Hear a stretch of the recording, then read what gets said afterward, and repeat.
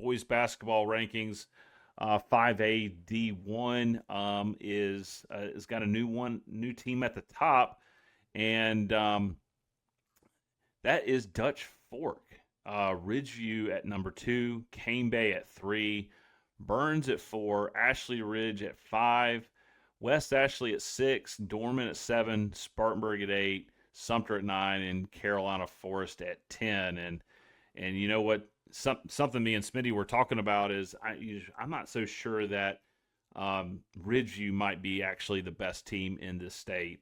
Ever since they took that loss against Westwood a couple weeks ago, they have just been on a tear in punishing teams on their schedule, and are going to be playing Westwood again for a revenge game on Tuesday, provided that the ice storm that is coming doesn't keep us lasting out of school and shutting down roadways until then, because there's a massive cold front coming in, even colder than the one that is coming in next Monday or Tuesday. So excited to see kind of what happens and shakes out in 5A Division I, Smitty.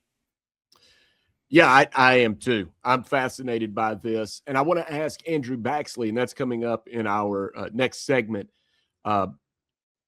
He writes for prephoops.com. I'm really interested to see if Andrew is of the mind that, who it would take, say Ridgeview or Dutch Fork in terms of the top team right now. And look, that's nothing against Dutch Fork. I have not seen the Foxes play. They very well beat number 1.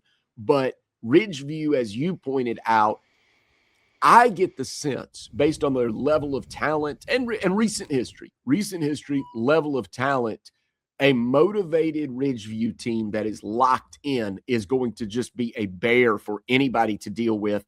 And I think if you follow athletics for long enough, you know that those rivalry games, you can get stung in those.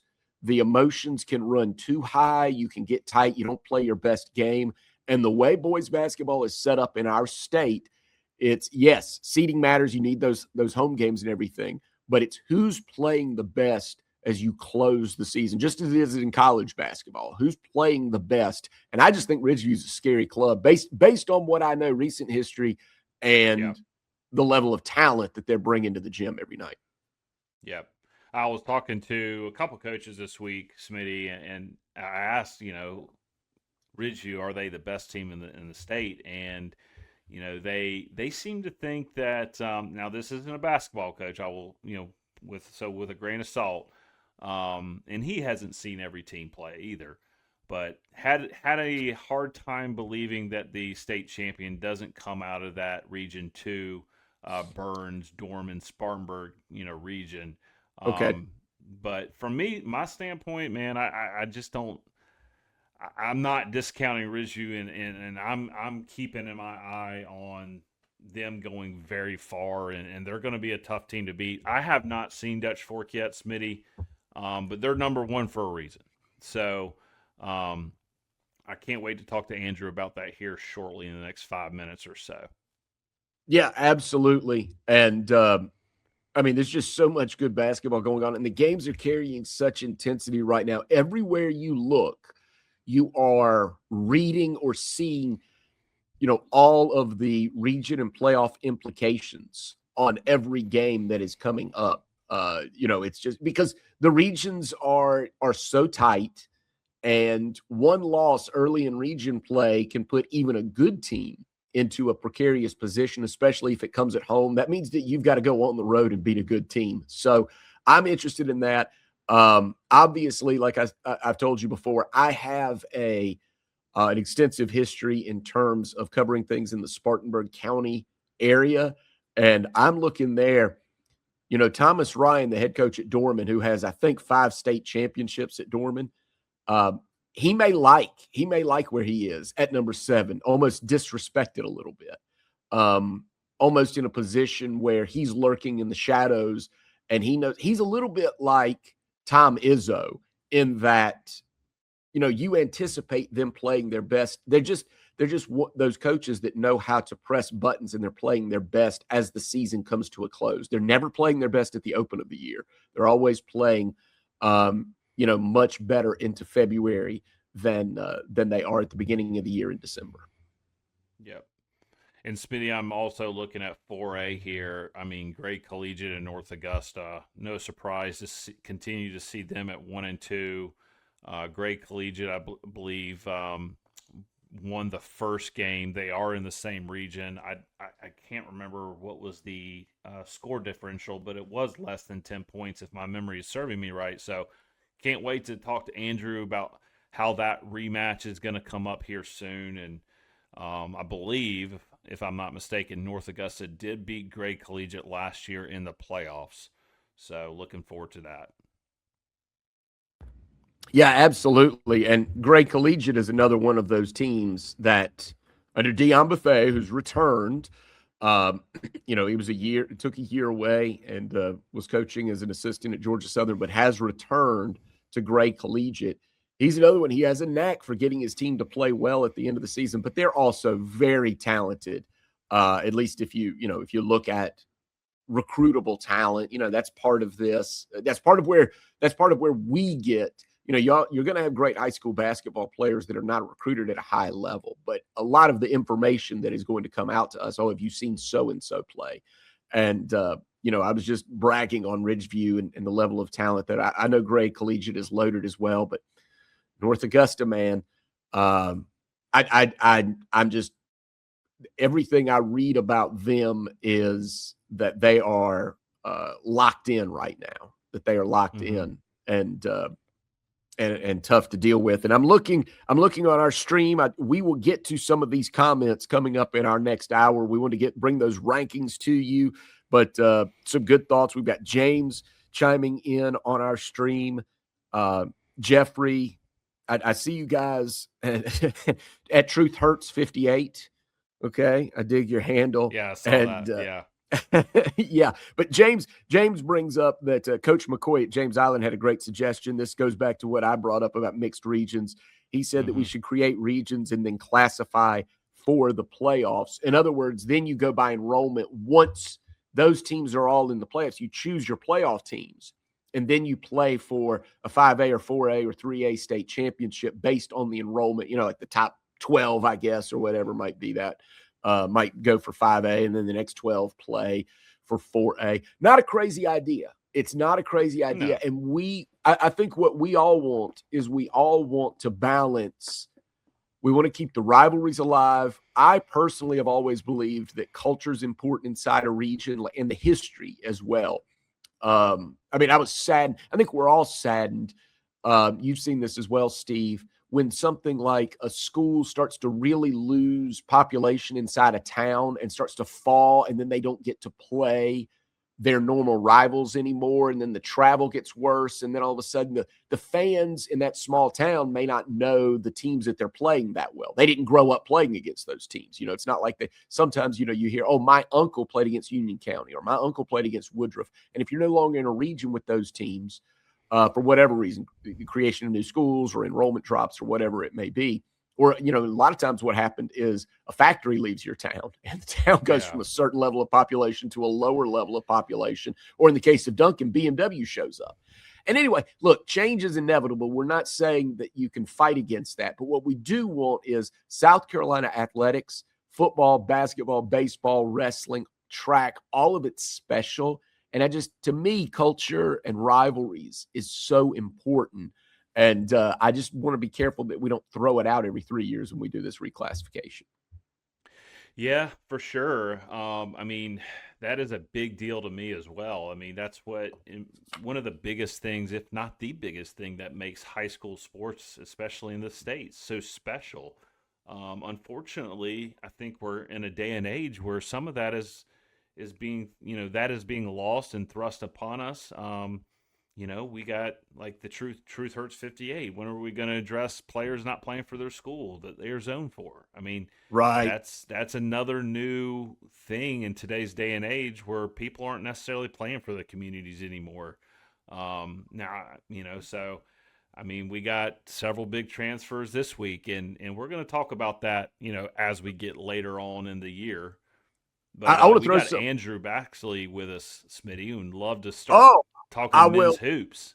All right, we will do that. So let's bring Andrew in. We're going to put off our break for a few minutes and have Andrew Baxley join us from Prep Hoops, where he will now educate us. So all the things that Steve and I just said that were wrong about Ridgeview and Cane Bay and Goose Creek and Dorman basketball, Andrew is going to clean all that up for us. Andrew, welcome to Four Quarter Friday. So glad you're with us. And so we want to pick your brain about high school hoops in our Palmetto State.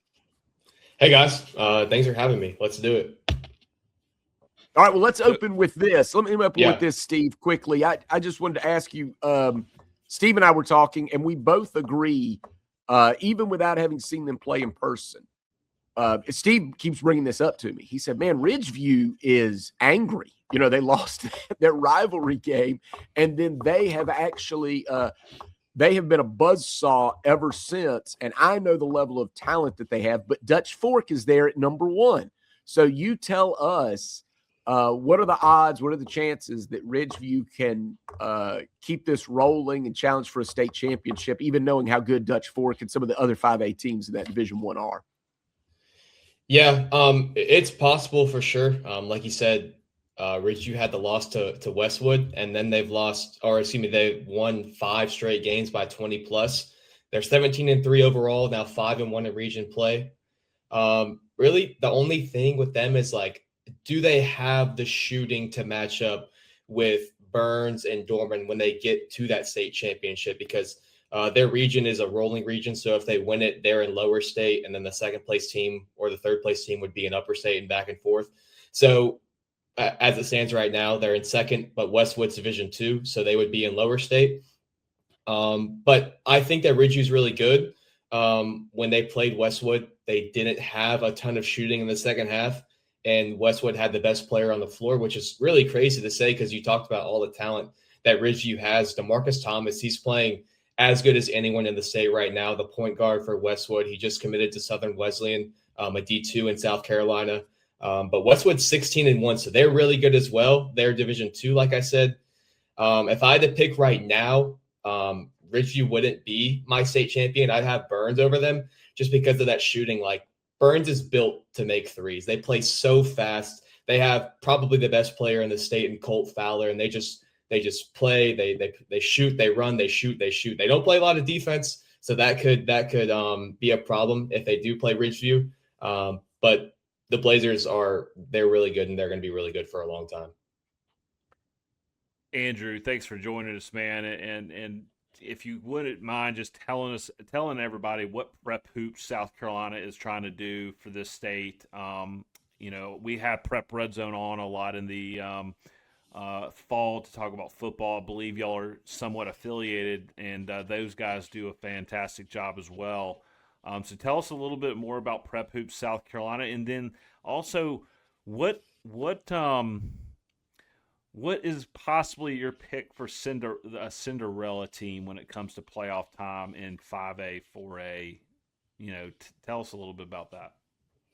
Right. So Prep Hoops, it is a sister company of Prep Red Zone. So we're both affiliated with Prep Network. That's the big company. And then we have Red Zone, Hoops, Dig, which is volleyball. We have soccer. So there's a whole bunch of different stuff. And what we do is it's primarily a scouting based website. So the end goal is to get as many players from our market. So I do South Carolina. So we try to connect them to colleges, get them plugged into the right places, knowing the right coaches, the right AAU teams for the younger players. And yeah, just try to make an impact on these young people. And then when it's around this time, like, we're a little bit more free to just cover teams, because you guys care about high school teams, fans care about high school teams. Like, people want to know who's going to win the state championship in March. So then to answer your second question, a dark horse team, I like Eastside a lot. They just had a big win over Dorman last week. Their point guard's Thomas Rouse, shooting guard's Brandon Ray. You might remember Justin Ray a couple years ago at Eastside. He's now at Monmouth.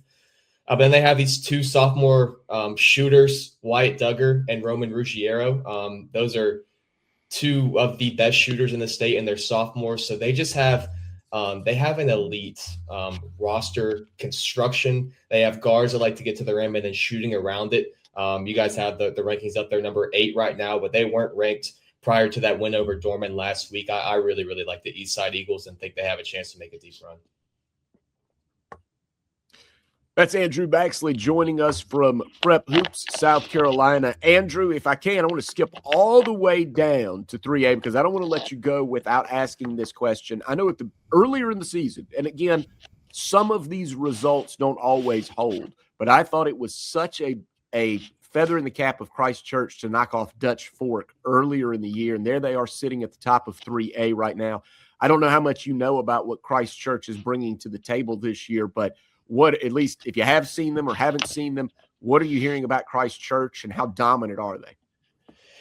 Yeah, that was one of the most impressive wins in the state. Other than really a couple of hiccups over Christmas break, Dutch Fork have been one of the most dominant teams in the entire state. So for Christ Church, a 3A school, to beat them on a neutral floor, that just really says how good of a team they are. I think that's one of the only teams on this list that I have seen that I haven't seen in person, but I've watched them on film plenty of times. Jonathan Perry and David Dixon are some of their best players. They have some size in there as well, Reed Hip. And then the younger brother of Jordan Butler and John Butler, Joshua Butler. He's a 6'8" sophomore. He comes off the bench, and if you have 6'8" coming off the bench, then you're in a pretty good spot. But Christ Church, they're a really, really good team.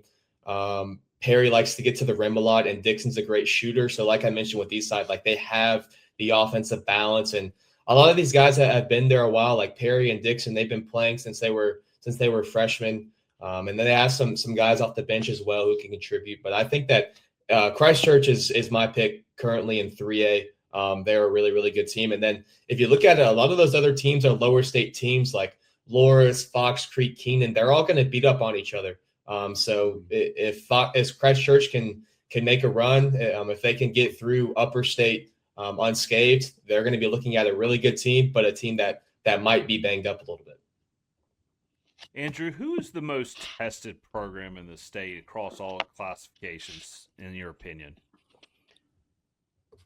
That's a tough one. I mean, because when you're looking at it, like, usually the most tested teams are teams who are playing out of state competition, like a Ridgeview, like a Gray. Like these are teams who are traveling out of state to play good teams. Ridgeview, like they're hosting the Bash, so a lot of these teams are coming into them. Like they're playing a dynamic prep on their floor. So I guess my answer for that would be Gray. They play a lot of really good teams. And then the thing with Gray is like, they have to play in maybe the toughest place to play in the entire state. That's at North Augusta. That game hasn't happened yet. Gray beat North Augusta at Gray the first time around. So I would go with Gray. And we know like how good 4A has been the last few years in basketball. Wilson's also really good. They'll likely have to go through them to go to a state championship. So I would go with Gray for that one. This is Andrew Bax. Go ahead, Steve. Yeah, I'll just Andrew. I completely agree with that. I mean, North Augusta, that matchup too on I think it's Tuesday is going to be really interesting. Those two teams have been battling out for the last 2 years, and North Augusta I think bounced Gray in the playoffs, but that was without Dion Bethea as the head coach, so that'll be interesting to see what will happen this year. Go ahead, Smitty. Oh, I was going to ask about the same thing at North Augusta and Gray Collegiate. I think you're right, Andrew. I think we all agree because, you've got the Bash and Gray Collegiate has played so much out-of-state competition. I was going to ask about a player. I saw that North Augusta's Camarion Webb went over 1,000 points in his career. So tell us what you know about him, what he brings to the table, because that's going to be a player if Gray Collegiate and North Augusta they go head to head, and we get the pleasure of seeing that. That's a player we're going to circle and want to see. Right, definitely going to see it twice. I would love to see it a third time, maybe in the playoffs. But the thing that makes North Augusta special is just how tough they are. And Q leads the way with that. Camarion Webb. He started his career at Catawba Ridge, so he was there with like Zion Hager, Lance Barnes when he was younger. But Q's he's a two-way player. That's what he does. Is he plays. He's just as impactful on defense as he is offense. He has good length. He's probably their best shooter. A little lanky, like he'll do a couple things that might surprise you in getting to the rim. But Kimarion Webb is such an important player for them because he's going to guard the best player on the defensive end as well. They have two other really good guards, Jordan Rouse and Twan Nabriat. So not only are they big physical guards, but they're experienced guards, and that's really what's going to make North Augusta special, along with that really tough home atmosphere. Andrew, thanks so much for what you do, man. The rankings that y'all put out, player rankings, they're the best site and best business I've found that has done this at the South Carolina high school level. Simply because, like, guys, like 24/7 Sports, they do like the top 150 in the country, and then they kind of just stop. I went there to kind of look at the high school rankings for South Carolina, and I saw one player listed total. So if you have any interest of like where players are going, where players are ranked inside of the state, Andrew Baxley and the guys at Prep Hoops do a great job. Yeah, and Andrew, go ahead. Can we find you? Feel free to bash another site the way that Steve just did. Go ahead and just rip your competition if you feel like it right here. No, I would never do that. I mean, we see a lot of these guys like one of our top ranked 2027, like you mentioned, his name is Josh Leonard. He plays for Wilson, and he's one of the best players in the entire country. He's a top 10 2027. Like he'll play for USA basketball. So we see these guys like 24/7 on 3. They're coming to see Josh Leonard. So we gotta put the state on for them. Well, that's awesome, Andrew. We've got Akeem coming up in a few minutes. So what can you tell us about Akeem? Prep us for Akeem Ballum, if you could. I don't think I know a bigger women's basketball fan than Akeem. Whether it's WNBA, college basketball, high school basketball, Akeem knows all of women's basketball. He's a really hard worker. It's been we don't always work alongside each other because I'm doing the guys, he's doing the girls, but we'll run into each other at games sometime. And Akeem he's always locked in. He knows exactly what's going on in South Carolina women's basketball. So he had the popcorn out last night when Oklahoma upset South Carolina. He was watching. For sure. I don't know about popcorn. I don't know if he might be a South Carolina fan, so he might have had some tissues out. But he was watching for sure. Oh, you know what? Before we let you go, Andrew, we've got to ask you. So JL Man AD, Brian Mahan gave us, we're trying to create a food trail through the state of South Carolina. Right. And you travel a lot. So he gave us Home Team Barbecue up there near his place. If you were going up to JL Man, that's his choice for pregame. Now you travel everywhere. So we'll give you a second, but what do you look forward to? You're on the road and say, I've got to go there pregame. Yeah. Well, I'll give you this one. I'm going to Rock Hill tonight. The game I'm at tonight is Nation Ford at Northwestern. And I'm in Rock Hill a lot because they have the Rock Hill Sports and Event Center. That's the biggest I guess gym that we have AAU games at. And it's in Rock Hill. So I'm at Northwestern tonight, and I'll be stopping at Empire Pizza. So I'm a big pizza guy. I love pizza, especially like New York style, bigger slices. That's what Empire is. I don't know if they'll have my lunch special. It's usually like 2 slices and a drink for like $7 during lunch. And that's the best deal around. It's also really good pizza. So I'll give you that one, Empire Pizza in Rock Hill. I love that. And I'll tell you something. Here we go. This is like an inside baseball thing. For those that don't know, the life expectancy for a sports writer is like 54 because we're on the road and we eat pizza and barbecue and you're like a meat and 3 place, but it's always mac and cheese. And you know what a concession stand is like. You know, you're not getting celery and carrots at the concession stand. So you got to eat right when you're at home, Andrew, or you're going to end up looking like all those older sports writers, you know. I'm not going to throw names out, but you know, the guys that have triglycerides are way up. Right. Thanks for joining us today, Andrew. We can't wait to have you back on soon. Yeah. I'll just plug one thing if that's okay. It's on our website. We have it's called Prep Scores now. It's a new thing to us this year.